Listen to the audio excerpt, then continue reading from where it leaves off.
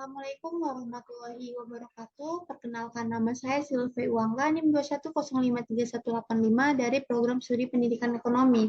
Di sini saya akan menjelaskan mengenai studi kasus bank dan lembaga keuangan. Nah, di sini sudah tertera 4 kasus. Yang pertama, peran lembaga keuangan dalam mendorong usaha kecil dan menengah di masa pemulihan pandemi COVID-19. Yang kedua, peranan perbankan dalam pemberdayaan ekonomi rakyat di Pasar Pucung, Kecamatan Cilodong. Yang ketiga, arsitektur perbankan Indonesia atau API, roadmap yang tak berujung. Dan yang terakhir, pengaruh nilai tukar, tingkat suku bunga, dan inflasi terhadap indeks harga saham. Nah, kasus yang pertama, peran lembaga keuangan dalam mendorong usaha kecil dan menengah di masa pemulihan pandemi COVID-19. Pada November 2021, kawasan wisata religi Makam Gus Dur dibuka kembali dan situasi usaha mikro kecil dan menengah di sana tidak terlalu normal, di mana para pedagang membutuhkan modal untuk memulai kembali usahanya dan menabung untuk keperluan mendesak. Situasi usaha mikro, kecil, dan menengah selama masa pemulihan dari pandemi COVID-19 dan peran lembaga keuangan. Beberapa pedagang di kawasan Makam Gus Dur telah memberikan pinjaman kepada lembaga keuangan untuk kembali beroperasi setelah 2 tahun vakum akibat pandemi COVID-19. Hal ini menunjukkan bahwa lembaga keuangan bagi para pedagang di kawasan Makam Gus Dur berperan dalam meningkatkan bisnis. Karena adanya dana dan tabungan sebagai besar usaha para pedagang di kawasan Makam Gus Dur yang dulunya bisa menjadi meningkat.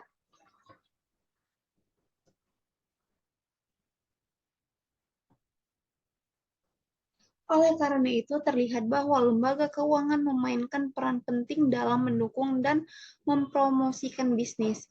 Peran lembaga keuangan bagi UMKM di kawasan wisata religi pemakaman Gus Dur memegang peranan penting, terutama dalam pelaksanaan penyaluran dana dan penggalangan dana atau tabungan. Lembaga keuangan sebagai solusi masalah kekurangan modal untuk berjualan kembali setelah pandemi COVID-19. Juga menabung di lembaga keuangan seperti Lantabur, BMT, BPR, BRI, dan lain-lain. Para pedagang di sana sangat bersemangat untuk menabung di lembaga keuangan tersebut. Nah, kasus yang kedua, peranan perbankan dalam pemberdayaan ekonomi rakyat di Pasar Pucung, Kecamatan Cilodong. Permodalan juga merupakan masalah yang pokok bagi sektor UMKM. Terkadang dalam memperoleh modal dari bank mereka mengalami kesulitan. Salah satu sebabnya adalah tingkat suku bunga kredit yang tinggi dan diperlukannya adanya jaminan kebendaan dalam memperoleh kredit yang sulit mereka penuhi.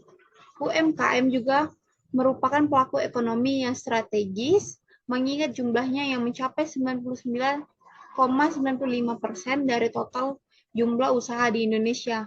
Banyak faktor mengapa masih banyak masyarakat yang belum memanfaatkan pembiayaan dari perbankan dalam meningkatkan usaha mereka, di antaranya program pembiayaan yang masih belum sesuai dengan keinginan masyarakat. Kondisi-kondisi tersebut juga dialami oleh para pedagang yang mendiami pasar tradisional, yakni Pasar Pucung, Cilodong. Lembaga pembiayaan dalam pengembangan UMKM. Lembaga pembiayaan terutama bank memiliki dua peran dalam pengembangan UMKM. Yang pertama, sebagai alternatif sumber pembiayaan dengan indikator yang dapat dilihat pada sumber modal yang dimiliki UMKM pada umumnya terdiri dari dua sumber, yaitu modal sendiri dan modal pinjaman. Kemudahan akses dan prosedur yang tidak berbelit-belit, suku bunga atau sistem bagi hasil yang kompetitif, sistem pembayaran fleksibel, informasi mudah didapat. Peranan perbankan pada masyarakat Pasar Pucung Cilodong Depok sangat besar, terutama dalam hal pembiayaan. Dari hasil observasi dan tinjauan langsung ke lapangan, diketahui bahwa peran bank sangat membantu dalam meningkatkan usaha dagang responden. Saat ini, akses pembiayaan lebih banyak diperoleh dari bank konvensional dibandingkan dengan bank syariah.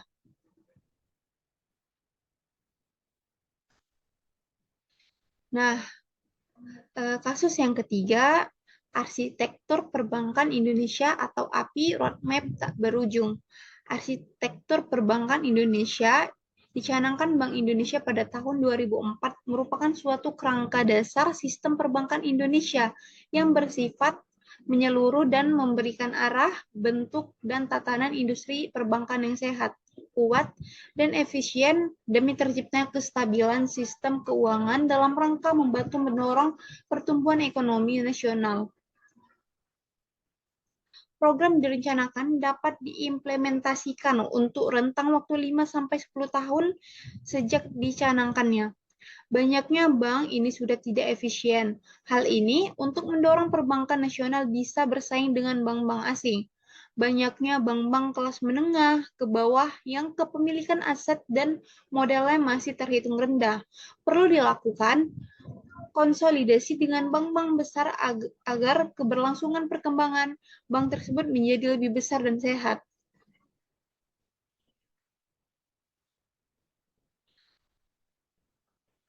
Bank-bank nasional Indonesia akan berhadapan dengan bank-bank negara tetangga yang aset dan modalnya kemungkinan besar mencapai 10-20 kali lipat dibandingkan peranan perbankan nasional di tahun 2020 nanti. Sementara, dari daftar 15 besar bank terbesar, hanya Bank Mandiri dan Bank Rakyat Indonesia yang mewakili pemerintah.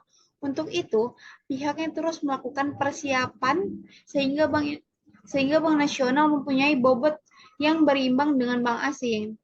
Dengan melihat peta perbankan Asia, nampak bahwa perbankan Indonesia masih sebagai pemain kecil di kancah perbankan Asia.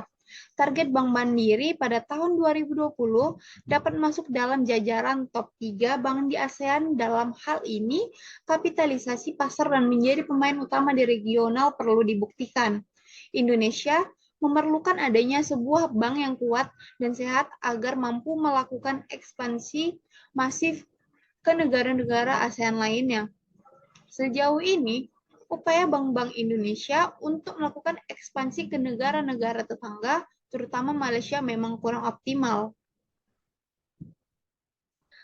Pengkategorikan bank internasional, nasional, daerah, dan BPR atau bank retail belum sepenuhnya melekat pada bank-bank bersangkutan sehingga pemetaannya pun menjadi kabur mana bank-bank yang dikategorikan sesuai dengan nama-nama tersebut.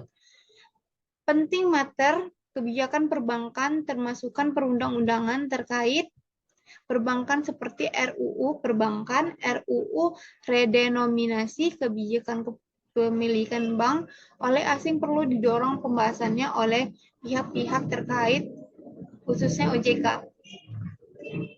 Nah, kasus yang terakhir yaitu pengaruh nilai tukar, tingkat suku bunga, dan inflasi terhadap indeks harga saham.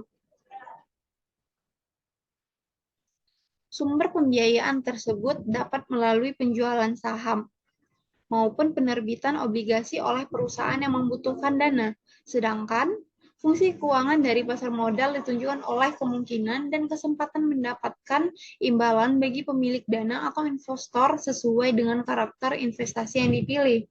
Nilai tukar mata uang atau sering disebut dengan kurs merupakan harga mata uang terhadap mata uang lainnya.